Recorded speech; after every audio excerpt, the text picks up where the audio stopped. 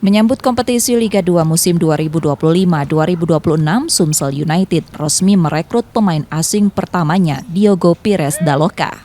Gelandang bertahan berusia 29 tahun asal Brazil ini menambah kekuatan lini tengah pasukan The Fireball. Sebelum merapat ke Sumsel United, Diogo memiliki pengalaman bermain di kompetisi sepak bola Brazil dan Malta. Musim ini menjadi debut pertamanya di kancah sepak bola Indonesia. It's my first time in Asia. For me, it's everything new. So I feel good. And the first time, I believe in the club. When they ask me about to come here, I get confidence, and I believe that we can go to first league. Diogo datang dengan semangat baru menargetkan performa maksimal di musim perdananya.